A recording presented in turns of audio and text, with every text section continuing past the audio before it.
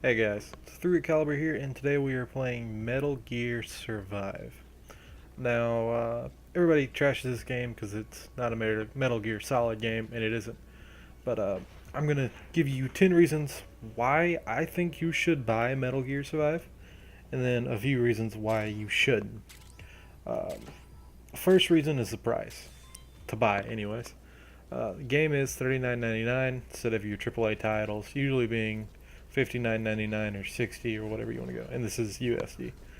Uh, then there's Co-op Survival, which is this. This is the beta footage taking from January 20th weekend. There was a 4-day beta, and it's now over. So I'm deciding to edit footage. And then there's the third reason, the building mechanics, which you'll see later on in the game. And not just the building mechanics itself, but the way your building objects interact. Uh, they have a vast choice of building just for a beta. You can go from chain link fences, barbed wired wooden reinforcements, wooden walls, sandbags, watchtowers, oil drums, explosives such as C4 and satchel charges or C4, um, turrets, gun types, mortars, different traps, which I didn't really get into the traps because they were kind of, I don't know, they just didn't do much for me, so I just didn't use them. Uh, but the chain link fences, they have two types. They have a normal one, and they have one with barbed wire at the top, like you'd see on the outside of a guarded community or base. And that's what I'm looking forward to is the base building. But when the zombies push up against the chain link fence, they either push it over, depending on what types of zombies. If they're the normal wanderers, yeah, try to say that 3 times fast. Uh, they will push it over slowly and start crawling over it the farther it gets over. Now, if an armored or a bomber come by, they will normally just hit it a few times and break it because they're not climbing over, and then you're screwed. Um, just the fact that it has that transition from where it goes standing up straight on an incline or whatever to slowly bending over as more zombies get up to it. And certain weapons you can shoot through or melee through, like the spear, which is a thrust weapon in this game. Um, you can stab enemy wanderers or zombies or anything for that matter through a chain link fence or even barbed wire walls. Now, the machete, which is a slice, you cannot, which is realistic. Let's go ahead and move on. The graphics, this is obviously, it looks like a Metal Gear game. Plays sort of like a Metal Gear game, but it's really not. If you look at this game from a standalone perspective, like it's a standalone zombie game, it's a really good game for $40. Uh, and obviously, it's playing on the Metal Gear Solid engine, and its performance is not relatively, it's really good. Trying to use big words, but one of my friends pointed out if this game had been made by an American company or even French or another European company like Ubisoft or any of those people, it would not run as smoothly with all the mechanics that are in the game. And I'd have to agree with him. He said only Japanese people could do it. Stereotypes, yes, but true.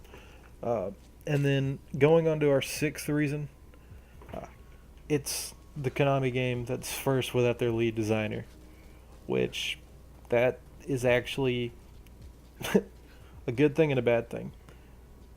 It gives them a chance to branch off from their normal Metal Gear games, which I never honestly got into.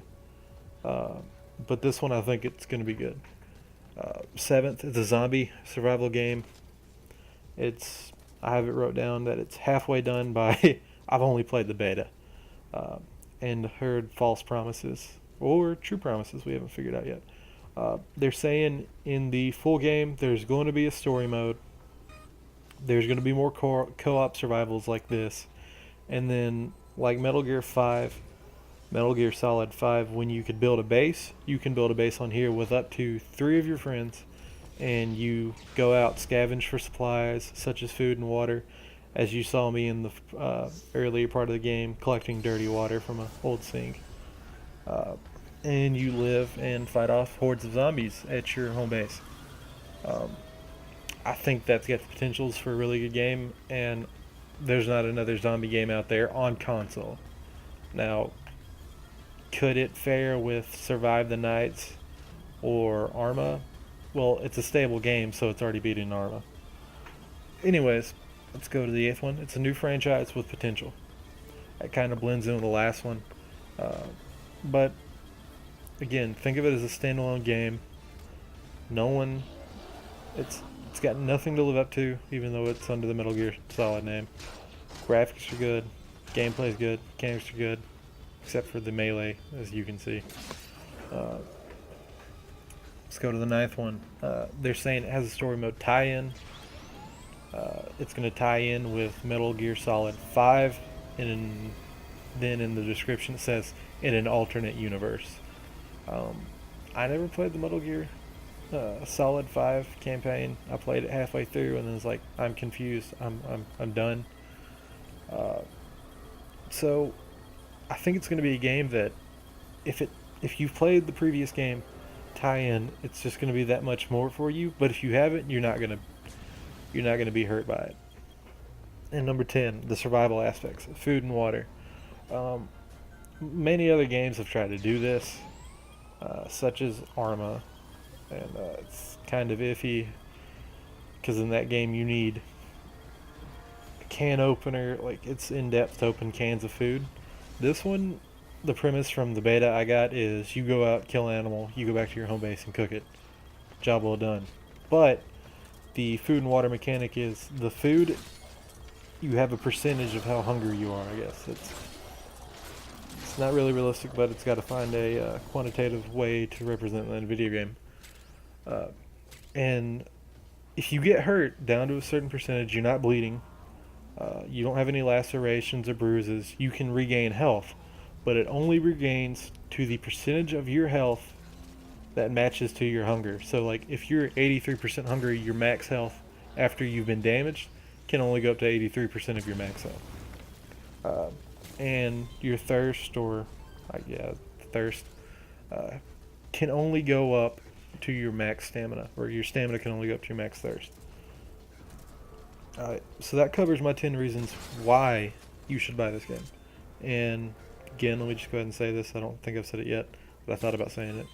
I'm not sponsored in any way, shape, form, or fashion. This video is not even monetized. People may not even watch it. But I'm going to keep going through. Reasons not to buy it. They kind of blend in with the reasons why you should buy it. Again, it's the first Konami game in this franchise. By this franchise, I mean it's not a Metal Gear Solid anymore. It's a Metal Gear Survive. And if this one goes out, there'll be better ones and they'll improve on it. So I'm looking forward to it. Everybody's wanting that crazy good Metal Gear, or not crazy good Metal Gear, crazy good zombie survival game. This may be it. I don't know. We'll have to see. And then second reason why not to buy it, it is the first Konami game, first Metal Gear game without their lead game designer. Now I'm going to point this out real quick. Here's the looting mechanic. If you kill a detonator, he drops random gear. You have to loot him quick before his body disappears. I don't like that mechanic. But some people saying, it's a zombie game. How are you going to play stealth? And that's an example of how. Alright, let's go back to our third reason why not to. It does not belong in the Metal Gear Solid franchise. And it does not. That's why the lead designer left. He basically said there is no place for zombies in Metal Gear. And frankly, he was right. I played Metal Gear. Zombies is far-fetched. Well, let me rephrase that. They do not belong. It's not far-fetched for Metal Gear. They're kind of out there. I started playing this, and I was like, wormholes? Okay. Weird crystal-headed zombies? Okay. So, another reason, the fourth reason why not to buy it is it's still in beta, so we don't know how it's going to be. Even if the co-op survival, not the waves, but the open world is going to be playable. You got to think it's going to be an open world map. I think I've seen some gameplay of it, at least the campaign mission. If it's as big as that, Uh, there's probably going to be trouble loading in zombies, but again, this game runs pretty smoothly with all the zombies that spawn here, which I think it's at least 70 zombies at a time on some maps. And then the ground clutter alone, all the debris and resources on the ground, I'm thinking this game will be okay. Fifth reason why not to is the zombie waves are unrealistic. It's not like a continual wave or anything. You stop for like 3 minutes at a time, fight a few, and then they just stop spawning. It's like a storm that rolls through. It's like Alabama snowstorms. They roll through for 20 minutes, then it's raining the next 40. And then there's the sixth reason why not buy it, and I'm a very competitive guy, so this is kind of a disqualifier for me. There's possibly going to be no PvP in this game. I play Siege. I used to play Call of Duty when it was good, but it's not anymore. I played Battlefield when it was good. By that I mean Battlefield 4. And I like competitive. Now, I'm not going to say, like, oh, it needs a ranked system, like the horrible game Wildlands with their rank. But, anyways, so possibly no PvP, and my last reason why not to buy this game is simply because it may have a short-lived campaign. It said it's a tie-in to the Metal Gear Solid 5 story mode. So, and most tie-in games have been pretty short as far as campaign, but then again, some AAA games campaign have been short. Again, just look at the amazing Wildlands. But this is a Konami game, so the story mode has a lot riding on it. They're known for their in-depth story modes. So we'll just have to wait to see. But this video should really not choose whether or not you buy the game. Do your own research. Play demos or play it at a friend's house. Don't take my word, but I'm just saying, give it a shot, because as much bad things people say, and it may be true, like, oh, it does not belong, it doesn't deserve to be a Metal Gear game, it's still a good game. Alright, well, I'm going to leave the rest of the video here for you to watch in case you want to see the loot at the end or some more mechanics. Basically me running around in a mech killing people, or killing zombies and collecting resources. You can watch it, but I'm going to sign off here, and I'll see you guys in the next one.